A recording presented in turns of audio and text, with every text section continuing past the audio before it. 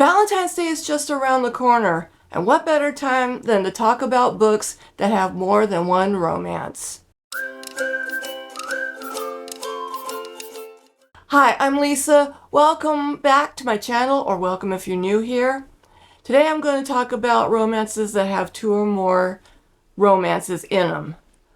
And by that I mean two or more pairings that end in a happily ever after. None of these have pairings that do not end well. And I have 6 books that I would like to talk about, and all of them have more than one romance, all of which have a happily ever after. I have 1 contemporary, 2 time travel, 3 historicals. First book is The Love Hypothesis by Ali Hazelwood. I read this over a year ago, I believe. Over a year ago. My son bought this for me. I absolutely adored this book. It's a 5-star read for me. I know some people don't like it, but I know why a lot of people do. It's funny. It's entertaining.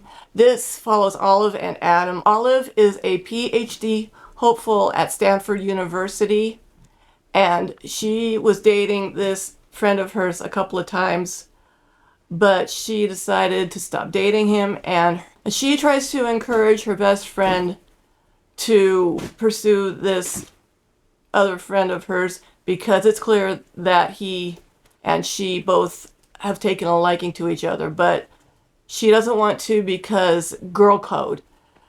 But Olive tells her, she lies to her and says, I've gone on. I'm seeing somebody else. In fact, I'm going out with him tonight. When in fact she's going to be working in her lab that night.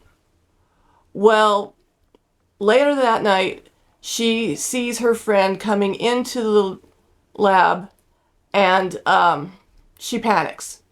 And she decides that in order to convince her that she was telling the truth, she would kiss the first man that she saw. And lo and behold, who does she happen to kiss but Dr. Adam Carlson, who is quite possibly the most hated professor on campus because of how tough he is with his students. When Olive tries to explain to him why she kissed him, he decides that they should continue their ruse because he's got his own reasons why he needs to convince his higher-ups that he is seeing somebody. So they continue with this fake dating, and Olive's friends do pair up. Not only that, but her roommate has had a crush on one of his professors, and they end up getting together as well. It is so cute, so sweet, so funny. There were so many moments where I was like, whoa, I do want to point out there is a scene of sexual assault in this book, not the hero, of course. So do be aware of that if that's triggering for you. But I really love this book, and I do highly recommend it. Next 2 books are from the same series. The first is Beyond the Highland Mist by Karen Marie Moning. This is book 1 in the Highlander series. I am so sorry about the glare on these books. Anyway, this follows Hawk and Adrian. Hawk is a 16th century laird who had just returned to his keep after 15 years of service to King James, who is forcing him to marry a woman that he does not want to be married to.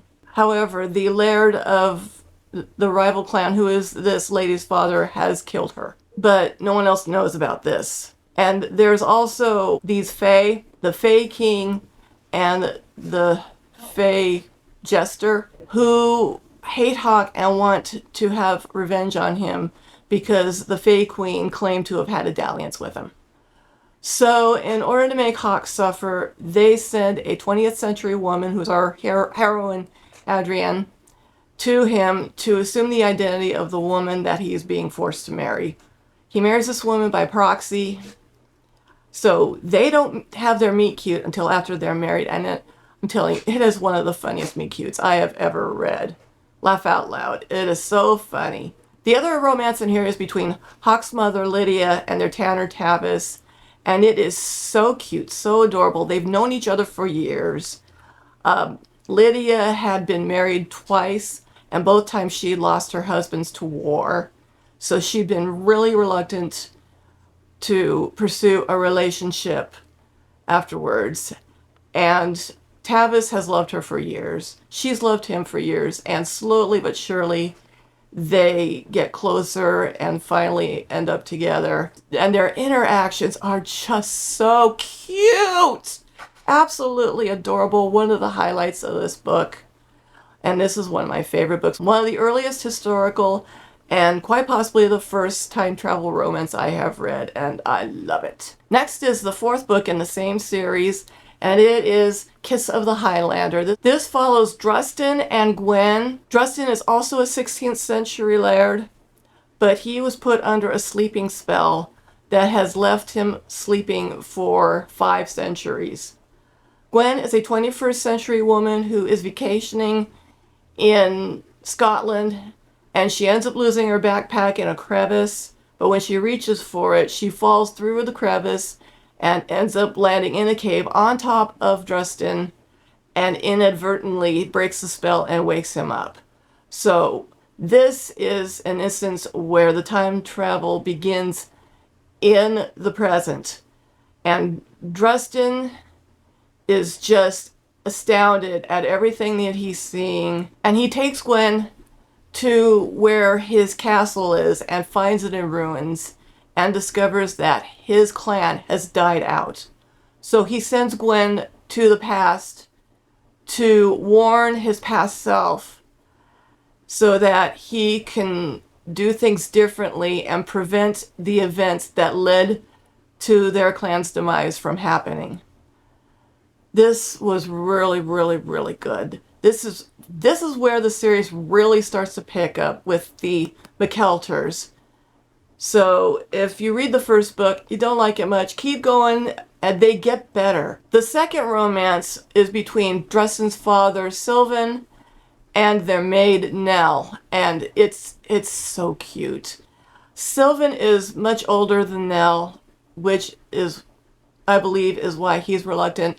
Nell had been married before and had a horrible experience with that marriage and ended up losing her child. She is also reluctant to start again, but eventually they end up together as well, and they're just so cute. Next is the only recommendation in which both couples are given equal time in the book, and that is The Mavericks by Lee Greenwood.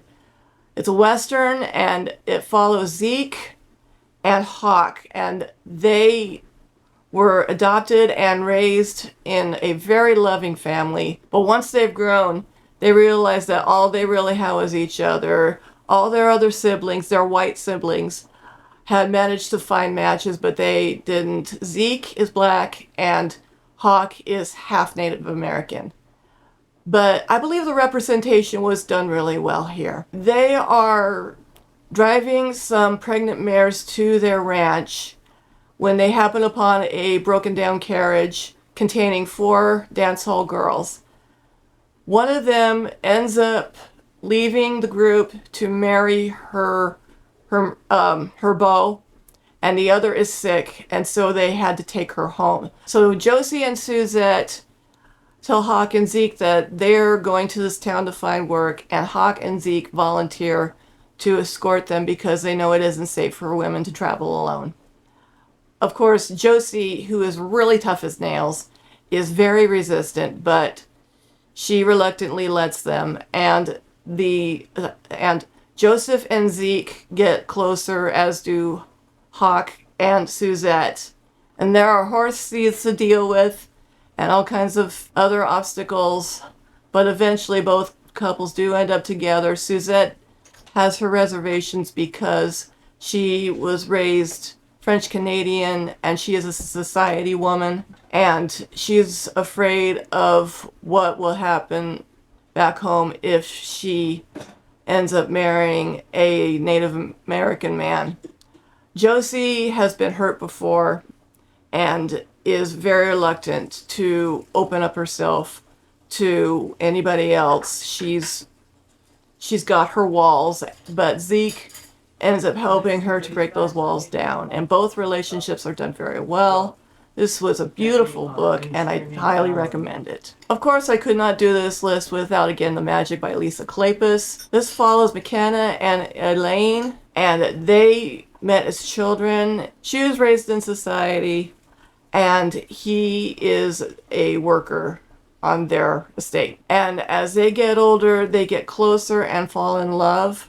But her father forces her to break up with McKenna, and he sends him away and threatens to utterly ruin him if she does not convince him that she no longer loves him and doesn't want him back, which sadly she does. 10 years go by. McKenna had moved to America and made his fortune, and now he's returned, and he is determined to make Elaine suffer for what she had done.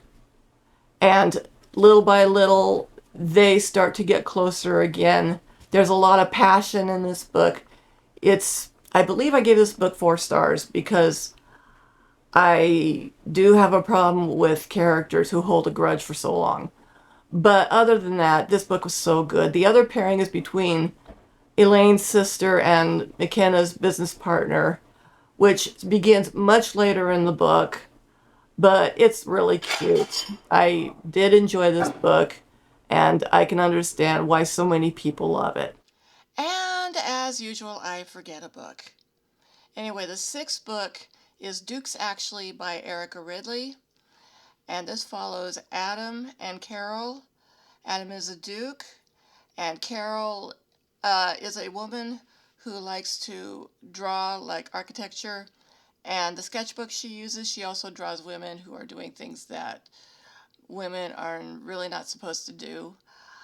But anyway, she had ended up losing her sketchbook while she was at the Duke's house for a ball 6 months before the story begins, and so she goes there to try to get the book back, and her latest companion very eagerly joins her. And turns out her companion and this Duke's butler have been taking a liking to each other.